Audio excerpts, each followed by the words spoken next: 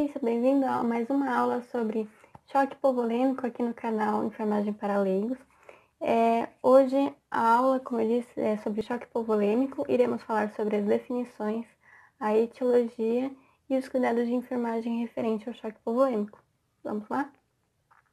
Primeiro, qual seria a definição de choque hipovolêmico, né? O choque hipovolêmico ele é caracterizado como um tipo de choque em que um dos tipos de choque, porque existem vários tipos de choque, assim como o choque séptico, assim como o choque neurogênico, assim como o choque cardiogênico. O choque hipovolêmico ele é um dos tipos. E ele é caracterizado quando há uma redução drástica de débito cardíaco, que seria volume sanguíneo. Então, quando há uma perda de sangue extrema, ou por falta de desidratação, que leva a uma diminuição do volume intracelular, uma diminuição do volume da célula, do organismo, leva a esse choque hipovolêmico. Vamos entender um pouquinho mais?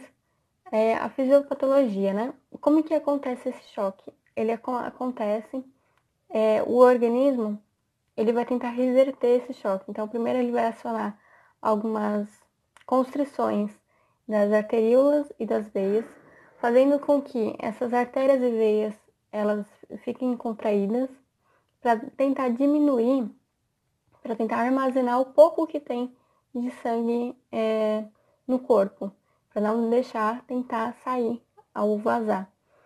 Então, ela vai contrair e ela vai fazer com que aumente a frequência cardíaca.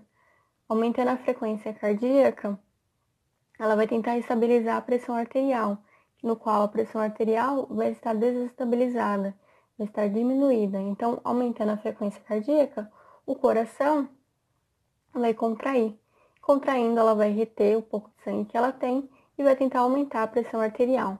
Então, esses são alguns mecanismos para tentar estabilizar esse choque. Então, quando a gente tem um choque hipovolêmico do tipo iniciante, classe 1, a gente tem uma frequência cardíaca baixa, tentando aumentar, né?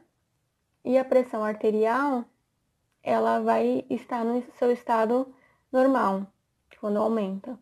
Porém, chega um momento que a frequência cardíaca não é capaz, e o choque não é capaz de se reverter. Então, por mais que aumente muito a frequência cardíaca, a pressão arterial começa a baixar, que isso é a descompensada. Nesse estado, o paciente, ele estava ansioso, ele vai passar a um estado comatoso. Vai chegar não responder. Então, quais são os sintomas e sinais de sepsis, choque hipovolêmico? Os sinais, os sintomas são a pele fria, a taquicardia. A pele fria porque não está tendo, como eu disse, não está tendo volume intracelular. Então, não está tendo sangue naquele local. E o sangue, ele aquece, né? Como não tem, ele vai ficar pálido, vai ficar com taquicardia, porque vai aumentar a frequência cardíaca. E com cianose, além de alterações cerebrais, dependendo do nível. Esses são alguns sinais e sintomas de choque. E quando que acontece esse choque? Geralmente acontece quando tem trauma, quando tem fratura, quando tem lesão, ou por causa de desidratação, como eu falei, como diarreia. Além da diarreia, temos também vômito, muito vômito, pode ocasionar também uma perda de potássio extrema. Essa perda de potássio pode causar Vamos lembrar um pouquinho, né? O potássio, ele era uma das funções do potássio, ele participava tinha o coração, sístole, né, a contração, e a diástole. Então, quando ocorria a diástole, ocorria uma despolarização, uma repolarização. E nesse momento da diástole, do relaxamento do coração, ocorria uma maior saída de potássio. Como não tem potássio suficiente, não acontece esse relaxamento adequado, não tem volume intracelular. Não ocorrendo volume intracelular, ao choque hipovolêmico. Então, também, perda de potássio também pode levar ao choque hipovolêmico, né? E quais os cuidados de enfermagem? Então, os cuidados de enfermagem são vários. Primeiramente, deve-se identificar qual é a causa daquele choque, por que está acontecendo. Meu paciente está com perda de potássio, por qual motivo? E o segundo, perda de potássio, ele está com alguma lesão. Então, primeiro identificar, expor o paciente para verificar se tem alguma trauma, alguma lesão. Identificar por quê. De repente, às vezes é necessário uma cirurgia, como por exemplo, casos de hemorragia digestiva altas e baixas, também pode ocorrer o choque hipovolêmico. Então, pode ser necessário uma cirurgia e reverter a causa. Mas, principalmente, quando há uma perda sanguínea, a gente entende que a gente vai precisar de sangue, sangue rápido.